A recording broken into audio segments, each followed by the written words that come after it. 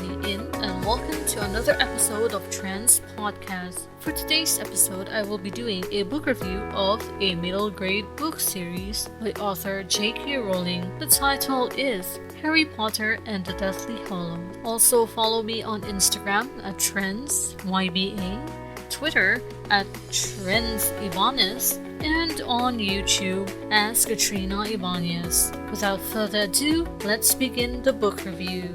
Today's episode is kind of special because I'm only doing a book review of one book, the end of a 7-book series and 8 movies, Harry Potter and the Deathly Hallows. 1 book, 2 movies, author J.K. Rowling. Genre, middle grade, fantasy, action and adventure, and mystery. 759 pages, and I started reading this book on August 18, 2021, and finished reading it on August 21, 2021. And I do have an ebook and a physical book copy, and for this year I decided, or for this time, at point in time, I decided to read a physical copy. It has become one of my favorite books. Enough about that. Let's go on to the review portion. Looking for a book with friendship, love, drama, action and adventure, fantasy, magic, and an epic final battle, then this is the book for you. I will definitely recommend this book and all the other books in the series that came before it. It is the year that would have been Harry Potter, Ronald Weasley, and Hermione Granger's 7th and final year at Hogwarts School of Witchcraft and Wizardry. But the trio of friends have decided that the fate of the wizarding world,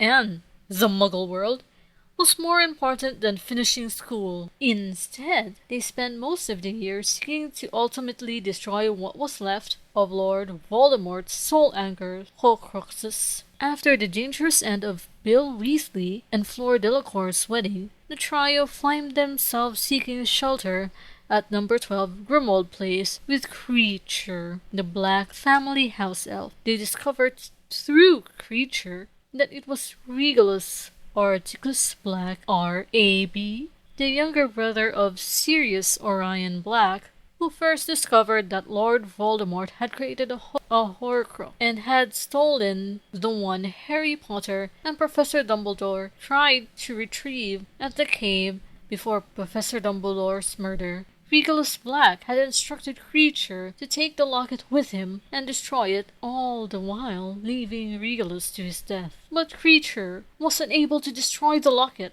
which was eventually stolen by Mundungus, a member of the Order of the Phoenix, who later revealed that it was taken by Dolores Umbridge. You know, the Pink Toad. A break-in at the Ministry of Magic, which not only led to the retrieval of the locket, but also the outbreak and freedom of the Muggle-born wizard and witches. This also led to the fact that the trio were no longer able to use number 12 Grimmauld Place as their hideout. Now having a Horcrux at their disposal, but with no way to destroy it, the trio are once again brainstorming on how to dispose of the one in their possession and what the other Horcruxes might be, and where Lord Voldemort would hide them. Due to the negative influence of the locket, friendships are tested, emotions are high, until one night it all boils over, and Ron leaves them after a disastrous visit at Godric's Hollow and their narrow escape from Nagini.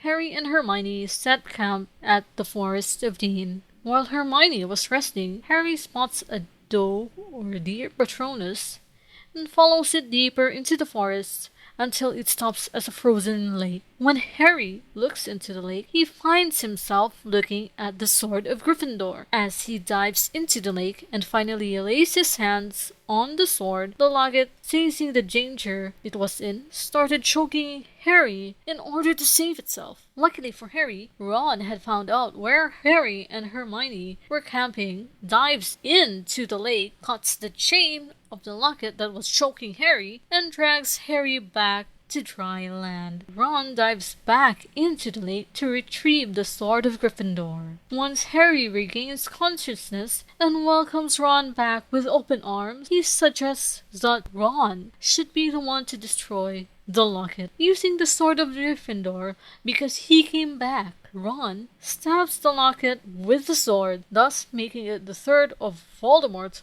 Horcruxes that had been destroyed. Harry and Ron return to the campsite where Hermione is waiting for Harry. A side trip to Mr. Lovegood's house, as requested by Hermione, leads them to find out that Luna had been taken, and also sheds a light about the symbol that Hermione kept seeing at the book that Professor Dumbledore left for her, and some of the gravestones at Godric's Hollow. The tale of the three brothers, or the Deathly Hallows, is about three brothers who outwitted death and how they are each given a boon by Death himself. The first brother, Antioch, asks for an unbeatable wand. The second brother, Cadmus, asks for a stone that would bring the dead back to life. The third brother asks for a cloak of invisibility in which even Death himself would not be able to find him. So for the first brother, Death fashioned a wand from a nearby yew tree, which was called the Elder Wand. For the second brother,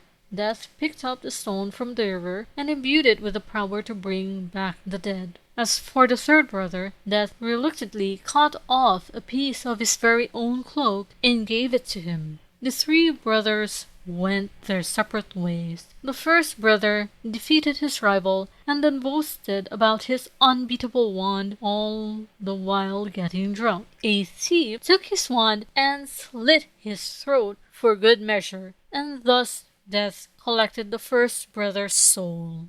The second brother went home, turned the stone 3 times, and called the soul of his beloved back from the dead. It was then that he realized that he could not touch her at all. Driven by grief and madness, he killed himself to join his beloved in death, and thus Death collected the second brother's soul. But try as he might, Death could not find the third brother, for his cloak hid him from view. It wasn't until the third brother had led a long, fulfilling life and passed down his cloak to his son that the third brother greeted Death as if they were friends and willingly followed Death. After being captured and escaping the Malfoy Manor with Luna Lovegood, Dean Thomas, Griphook, and Ollivander, and the unfortunate death of Dobby the House Elf, that Harry realized and shared his suspicions with Ron and Hermione that Voldemort was looking for the Elder Wand, also known as the Death Stick, or the Wand of Destiny,